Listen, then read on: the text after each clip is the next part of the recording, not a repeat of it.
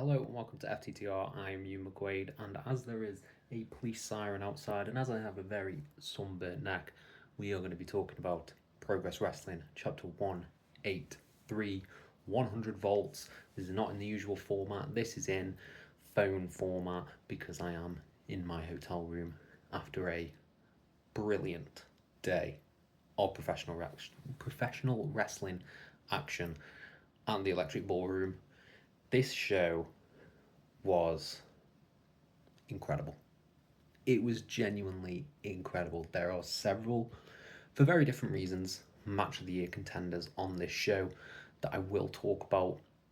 But just overall, the vibe, the atmosphere, the ending, everything about this show worked. Everything was succinct, precise, it never dragged. It was just an absolute breeze and one of the most enjoyable experiences I've had as a wrestling fan live in a long time.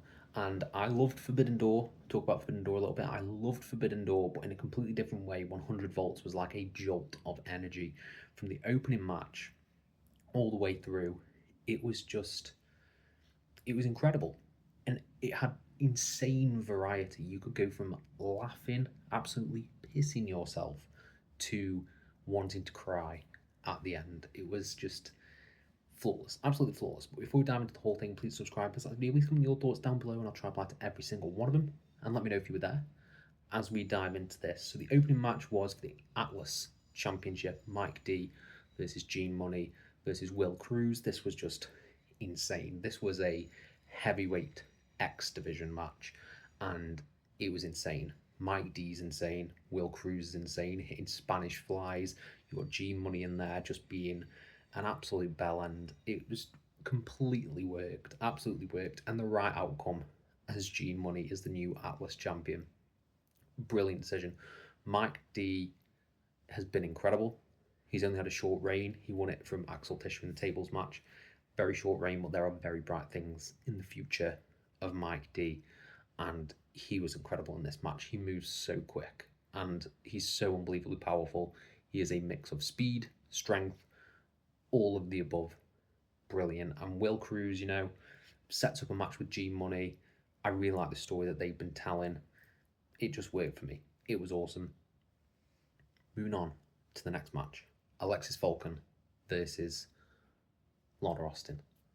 I nearly said Holly Barlow, but it's not Holly Barlow. Holly Barlow is part of stipulation, and Alexis Falcon won. Alexis Falcon won. Again, the right decision. We're all Team Lally, one of the best acts in Brit Wrest right now, and Alexis Falcon can now challenge for the women's title again. Amazing. Absolutely amazing. There were some really cool bits in this match, like the splits from Alexis Falcon on the apron, doing like a split kick. That was really cool. You had Holly Barlow just being awesome on the outside, and I think Lana Austin's super underrated. Her headbutts are a thing of beauty. Absolute thing of beauty. This was a really fun match, really entertaining, good story.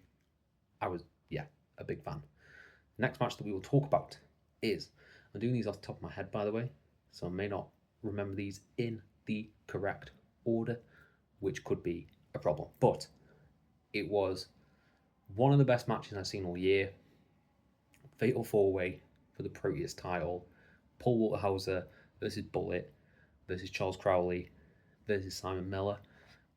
Me and my partner were belly laughing in this match. This match was so funny. DDTs onto lasagna, squeaky chickens, the whole shebang, mops, and then to cap it all off, one of the most insane spots I've ever seen when Charles Crowley just gets chucked by Bullet into a row of chairs directly in front of me. It was crazy. An out there match. If you're not into, let me just adjust the camera right there. If you're not into sort of goofiness in wrestling, then it's probably not for you. But for me, it hit every note, it hit every level. It was a fantastic fatal 4-way match. And I was absolutely creasing at multiple points during this match, which led into a hard-hitting bout for the Progress Women's Championship, Rhio versus Kanji. This match is it's tough to say match of the night, but this is definitely up there. This is a contender for match of the weekend. because I loved this match. This match was amazing, hard hitting, stiff, technical, everything you could want out of a Kanji and Rhio encounter, and they just went out there, tore the house down, tore each other down. It was brutal at times. It was, you know, really sort of inspired by some of the matches that come out of Japan and the way they were working, the stiff strikes that they were doing, then leading into some of the technical grappling. It was just absolutely sensational stuff. A brilliant bit at the end where Rhio hits the package pile driver on Kanji and Kanji kicks out of one. You know I love a kick out of one spot, and this was a brilliant kick out of one spot. And yeah, Rhio retains. Rhio retains the title. She advances to potentially facing someone at Bloodsport. I would be shocked if at Bloodsport in September she's not on the card and not defending that title against someone. My pitch is Natty Neidhart, but there could also be a Miyu Yamashita. They've also done Bloodsport as well, so there's a lot of different options. But Nina Samuels also returned, and she took out Kanji, setting up their Lucha League Progress match again for September. I think that's going to be really cool, and I don't know who's going to win, but yeah, that was an amazing, amazing match, and one that I'd highly recommend you check out. The next match we will talk about, Ricky Knight Jr. versus Cara Noir, which was excellent. This match was amazing. As soon as you get Cara Noir in a ring, I am sold, and putting him in there with Ricky Knight Jr., who I think is criminally underrated, I think he's awesome. They just made magic. They destroyed chairs all over the Electric Ballroom. They just destroyed everything, everywhere, and just got back in the ring and destroyed their bodies because they went out there and just did insane move after insane move. I really liked the story that Cara is telling, in that he's losing his confidence and losing his mojo, which we'll get to at the end. But that story playing in here, and Ricky Knight Jr. kind of being a bit more playful and Cara Noir being a bit more dour and a bit more sad, I really liked that, and the way it picked up. Cara wants to be taken seriously. He wants to get back on that winning streak. I love that.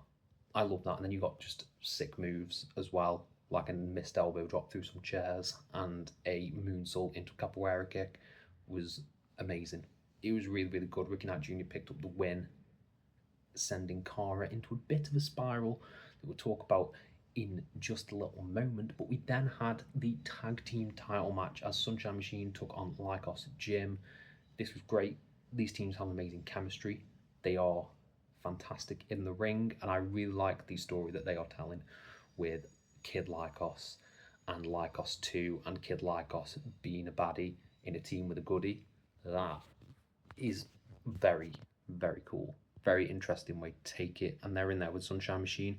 They got some really cool bits in here, like really cool stuff, really high flying stuff. This insane sort of like Hurricane Rana to the floor, which just looked mental, absolutely mental. But it was, again, no VAR, but there is video footage online of Kid Lycos putting something in his knee pad and then hitting 2 knee strikes to the head of Chuck Mambo, once again pinning Mambo in the centre of the ring. Lycos 2 was unaware, so we'll see where this goes, but it's potentially leading to a big trios match, because who should run down but Diamond Eyes, Nico Angelo, and Connor Mills.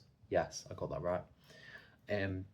Yeah, Kid Lycos and Diamond Eyes versus Sunshine Machine and Kid Lycos 2 is a very interesting match that I'd love to see. I think that'd be really excellent, and sort of play on, they had a big feud, did Lycos Gym and Diamond Eyes recently, leading to the no ropes, no DQ match. So we'll see how that plays out, because I'm really interested in how that does. And yeah, I thought that was a really, really good match. Then we got Charlie Sterling versus Owadson, who's over on Excursion from Pro Wrestling Noah. This match was exactly what it needed to be. Charlie Sterling is just incredible at getting heat from the crowd, and just some of the stuff that he does, like throwing his trousers at a fan, they throw it back. He just gets an insane amount of heat from the crowd. He's in there. This was a bad guy versus bad guy, which I thought was really interesting, because Team 2000X and Watson are, bad guys in Japan. They're lovable bad guys because they're like Bullet Club vibes, where they're cool. But yeah, both bad guys. They were both spitting in each other's faces. They were both doing underhanded tactics. I thought it was really cool and a really fun match, and Charlie Sterling picked up the win. The right decision. I'm excited to see more of what Watson does sort of over here. and some of the feuds that he builds. Maybe we'll get Jack Morris back as well, and we can have some Team 2000X action. But Charlie Sterling for me is just rising through the ranks, like Atlas Championship contender. I thought he was going to be the first contender for a man like Deriess because he's on a winning streak, so Progress title could be involved there. Yeah, Charlie Sterling, excellent, and this match was really, really fun. Then we have the main event of the night, and the main event of the night was man like Deriess versus Luke Jacobs, TLC. This match was really damn good. It was a really damn good TLC match. You got some insane bits in there, like an insane suplex from the top of a ladder. You got a thumbtacks bump in the match. You got man like Deriess's hands being taped together and just getting beaten up, and then having to fight Luke Jacobs with no hands. It was really well done, really well executed, and the match itself I found a little bit clunky at times, but the inevitable ending of a man like Deriess climbing the ladder, getting the Progress title, was just so cathartic and so genius and perfect that everything else, doesn't matter. My thoughts on some of the clunkiness of the match, just overwhelmed by feeling of joy and positivity for man like Deriess picking up that win. It was just so amazing. He cut a great promo after the show as well, thanking everyone. You had everyone carrying him around ringside, glow sticks. It was just awesome, an absolutely awesome way for him to finish his story and bring it home. And that was the end of the show, or was it? Because as I was queuing to go to the merch stand, who should come out and attack man like Deriess but Cara Noir? Hair all slicked back, looked like he was wearing very different, more intimidating makeup, and chokes out Deriess on the stage, gives a middle finger to the fans. Heel Cara Noir as potentially the first challenger for man like Deriess. I'm here for that. Sign me up for that, because that sounds amazing. Like, what a great angle to end off the show as well, particularly, and a bold choice to do it when people have left as well, and not to do it instantaneously, because it was a long, from Deriess pulling down the title to Cara Noir coming out and attacking him, there's probably like 10 minutes or so. So I don't know if they cut the Triller feed or not, but yeah, it was a great, well executed turn, one that we'd potentially seen coming with some of the characteristics of Cara. And yeah, I think that's going to be absolutely fantastic. That feud, and heel Cara Noir, I wouldn't be surprised if he gets the title relatively soon as well, because I don't think Deriess is going to beat him first time. Let's put it that way. That wrapped up the show though. Overall, I had an absolute blast with this show. I'm very tired. Very tired. It was a just energetic, adrenaline shot of pro wrestling. One of my favourite shows of the year, one of my favourite shows that I've been to. I cannot recommend this enough. I'm going to go the big 5 out of 5 for this show. But I want to know what you guys think. Were you there? Were you watching live on Triller? Let me know and I'll try to reply to every single one of them. Thank you all ever so much for your support, and have a nice day.